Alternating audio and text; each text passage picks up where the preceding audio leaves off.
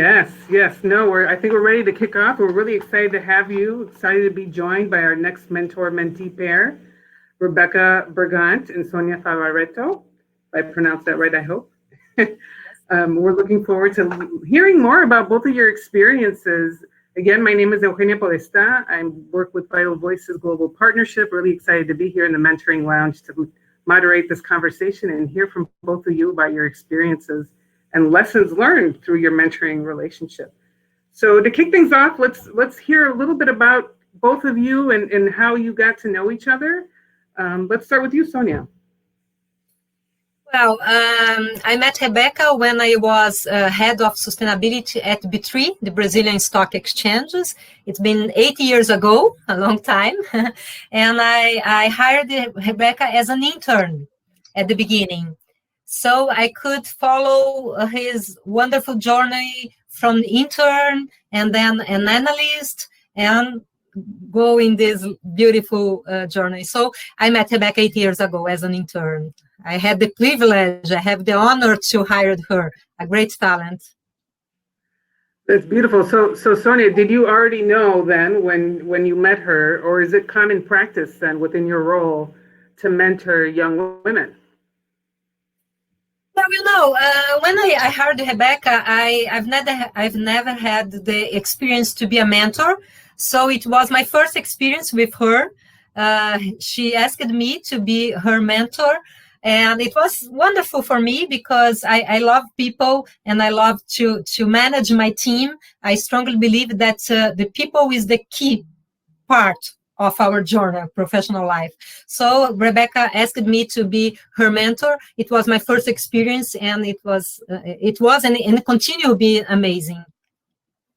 That's such a beautiful story. So Rebecca, we had talked previously with a few others, and one of the things that has come up constantly is having the courage to ask women that we look up to be our mentors, right? So I'm wondering, from your perspective, what was that like as an intern? You said, I'm going to do this, or was it part of the program in the internship, or is that something that you just came up with? And how so? Like, what about mentoring interested you? Do you know something, Eugenia? It was so natural because Sonia is a cheerleader. So being able to be close to her and like to watch her in a meeting or just in a telephone conference,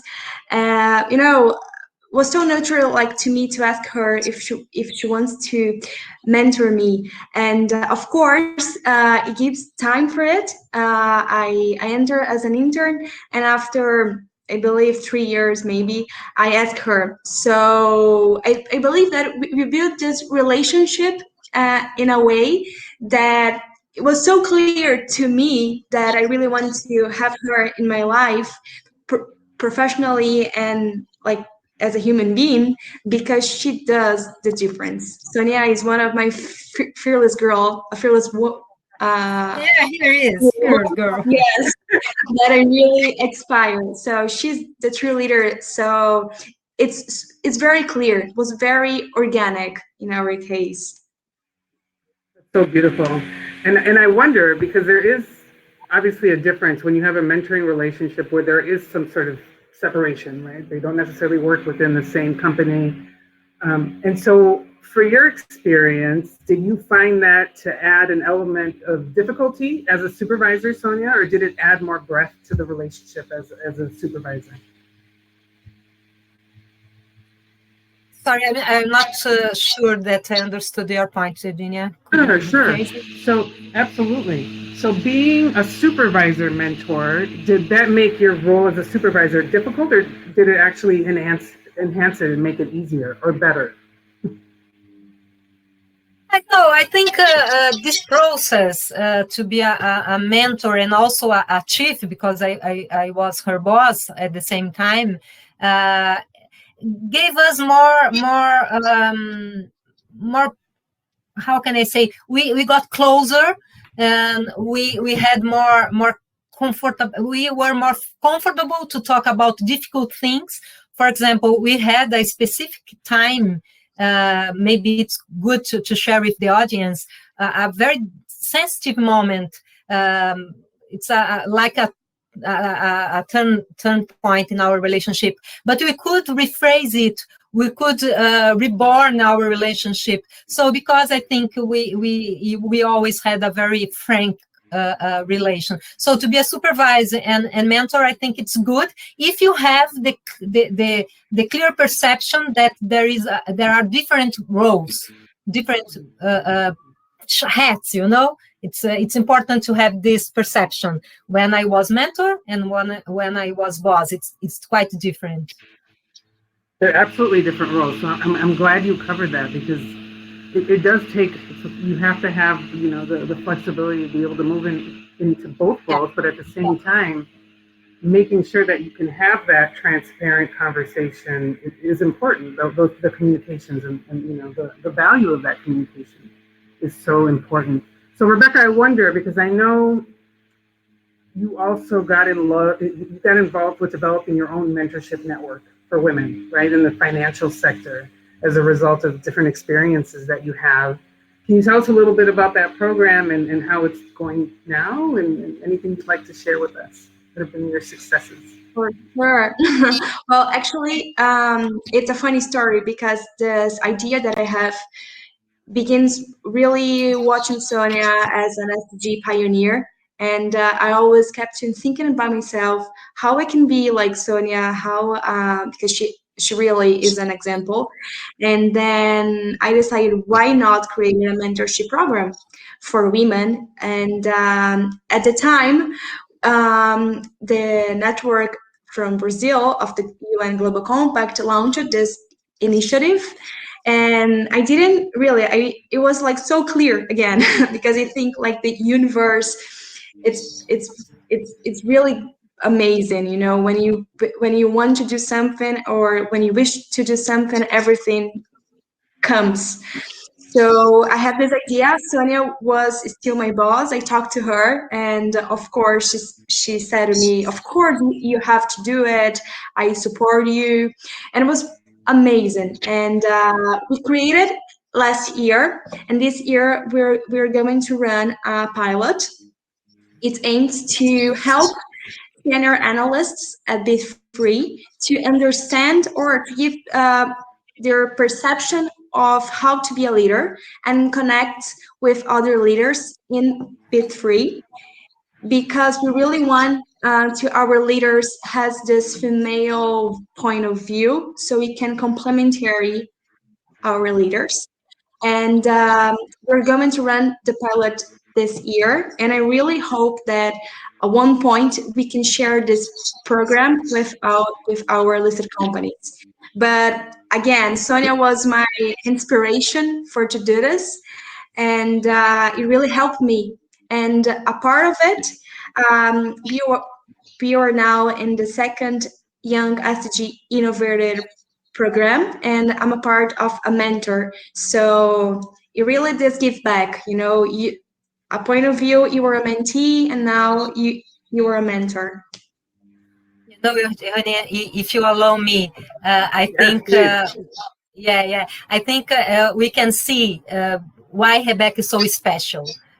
When she came to me proposing this program, I said, of course, go, because Rebecca is curious. Rebecca has a eager to learn everything. He has a willing to take advice and guidance very quickly.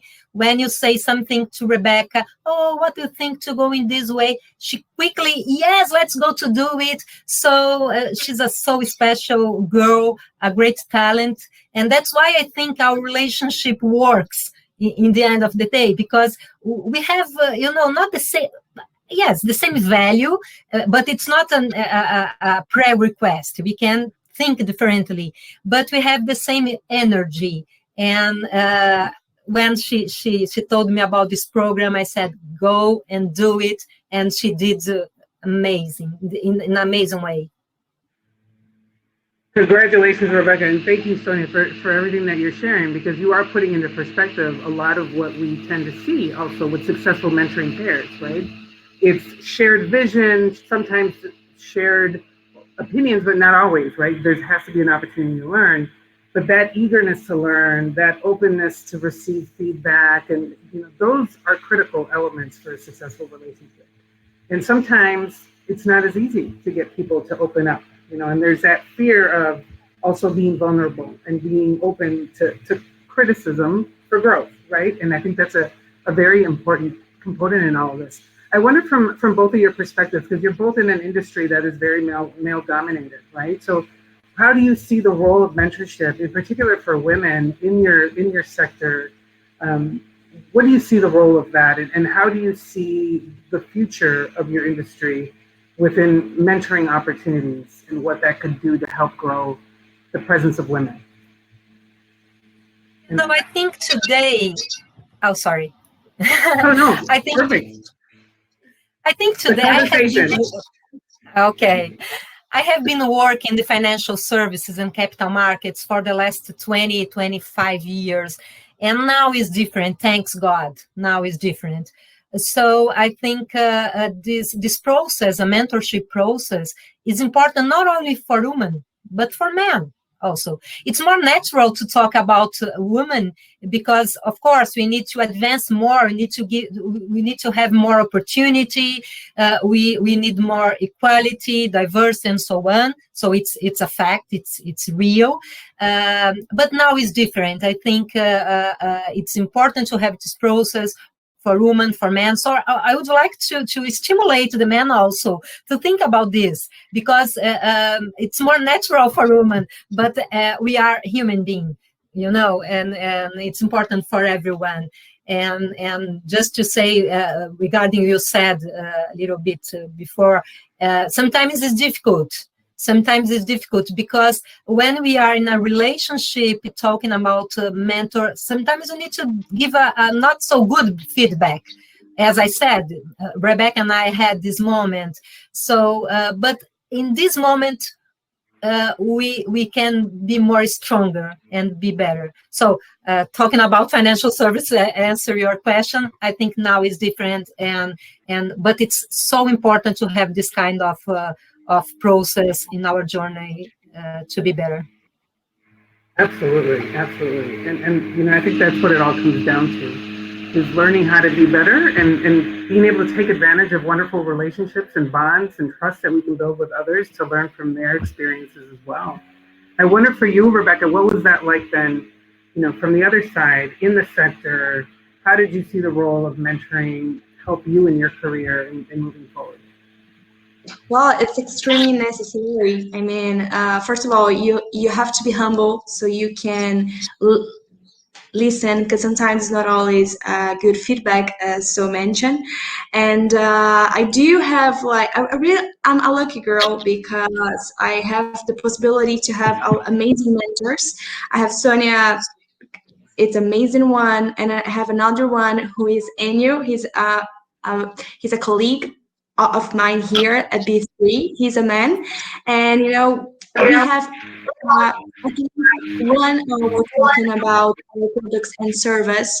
So it's very complementary our point of views, and it's really nice, because you have to accept that you know everything. So if you can be a mentee, you can learn so much with others. It's kind of a low-hanging fruit because you know their path and their point of view. So it's really nice. And I think that, of course, we're going to fail sometimes, but when you have a mentor or woman or both, it's really nice, because it's important to have it's important to have a support, not only for your fails, but also for your conquers. Yeah, and Eugenia, I have a mentor also. It's a man. It's a chairman of a very important company in Brazil. And I had the privilege to be his mentee for 1 year and a half. And it's amazing because you receive an external point of view outside your problems, outside your moment. And it's nice, as Rebecca said, to have a man and human. It's amazing to have two mentors if you can, of course, and also if you have a man and a woman, because the world it's diverse, so we need to have different point of views. So I'd like to share also my experience as a mentee, and it's so important for me to have this kind of vision, outside vision. Thank you for sharing that. The wonderful recommendations. Rebecca, are you mentoring someone as well? Yes, actually, I'm a mentor of two programs. One is about financial system, a mentee initiative named Sonias, kind of inspiring dreams, with the end goal to deliver financial education in every school in Brazil. They are amazing one.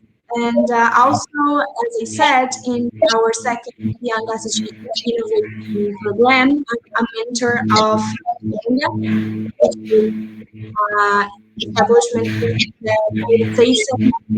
They're actually building an app to deliver more sustainable products. Wow. So you're not busy. Neither of you are busy.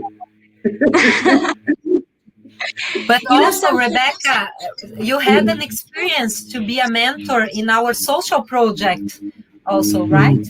In the past. True. I think it's a very good experience to share with the audience because it was a very beautiful process. Sure, yes. Also, here at P3, we have voluntary program, and sometimes I always find the time to mentor, because it's not only for the others but also for myself that is going to. So I am mentor with this project as well. It's a good project here at P3. That's wonderful. And I think both of you and your examples and your experiences really demonstrate how much there is to gain from being both, right? A mentor and mentee, and how we can grow and learn through those relationships and those experiences. There's a practical question that I'm wondering, that I'm sure has come up in others' minds, and that's around our digital reality, right? After you left B3, Sonia, and even now through COVID and all of that, how do you stay in touch? And is there any sort of accountability mechanism that you use, or do you keep it completely informal? Yeah, we love coffee, me and Rebecca. So before the pandemic, we had very good coffees and session with coffee and cafeterias and so on. So personally, I think it's different because you can see the other person in the eyes. You can touch. We are Brazilian and we love to touch people, to hug and so on. So we continue have meetings. But during the pandemic, unfortunately, we changed to a electronic way, Zoom or Teams. So we set one meeting per month. Sometimes I change the real life.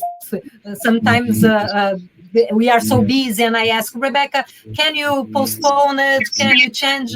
And this is another point in the mentorship relation. I think we need to have we need to be comfortable to say, so now it's not a good day for me, can you postpone it for tomorrow, and so on. So we change for like everyone in live tools, but we continue our relationship in a very, very closer way. That's wonderful. That's wonderful. Do you tend to set, because there's some mentoring relationships where the individuals set even goals, like specific things that they want to achieve. Do you do that, or do you kind of just let things evolve naturally based on what's important in each of your lives? I'm sorry, but sometimes the sound is not so good for me. I'm sorry, Eugenia. Could you repeat? No, sure, no problem. So do you tend to set like objectives for your mentoring relationship, or do you let it evolve more naturally? More naturally, I say. Of course, when we were employee and boss, we had more specific schedule, if I can say in this way.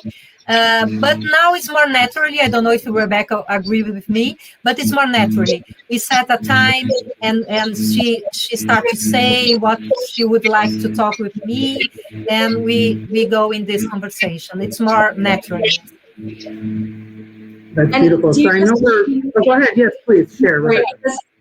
because sometimes, well, in the beginning, you have like so many things that you wanted to say, and after a while, you see that you know the conversation gets to the other point. So it's better able to be more organic. So it is more. I don't know. I think it is more friendly, and you have another point of view of what's to be. That's beautiful. That's beautiful. So I think we're reaching the end of the session. Unfortunately, I could continue speaking to both of you for quite some time, but I wonder if you could share with those following any advice if they're interested in pursuing a mentoring relationship, any advice that you can give to them. And that can be for either mentors or mentees. And I'll start with you, Sonia. Yes. Well, what I would like to suggest is to looking for someone who says something important to you, who means something important for you, someone that you admire, because it's more natural that you want to know more, to see you and this person. So looking for someone you admire, ask to her to be your mentor. So we start this journey, because after you start, you never want to be out of this process again. So be courage and go and ask someone that you admire to be your mentor. I love it. Mentorship is a journey. How about you, Rebecca? Don't give up once you started, because sometimes it can be very difficult, but you know something, that's the beauty of the mentorship. And I have a fun fact here, Eugenia. You know something, a year ago, Harvard Business Review post on LinkedIn to share the stories of of women, and I said, Sonia, so can I share our story? Or she said, yes, go ahead and support me. And Harvard never replied to us. So I think that's the time. Yeah, unfortunately. And that's don't give up. Don't give up of your dreams, and believe in mentorship, because it can make all the difference. And Thank this you both is so much. my main lesson. This is my main lesson from my relationship with Rebecca, is to believe in the power of will. Because Rebecca is like this. She believes in the power of will, and I admire her a lot. Thank you for giving me the opportunity Thank to you be both. with you. Thank you. Thank you both. Thank you very much for sharing, for joining us, and all the wonderful lessons and experiences and taking that to heart. Thank you so much for joining us. Thank you for the opportunity.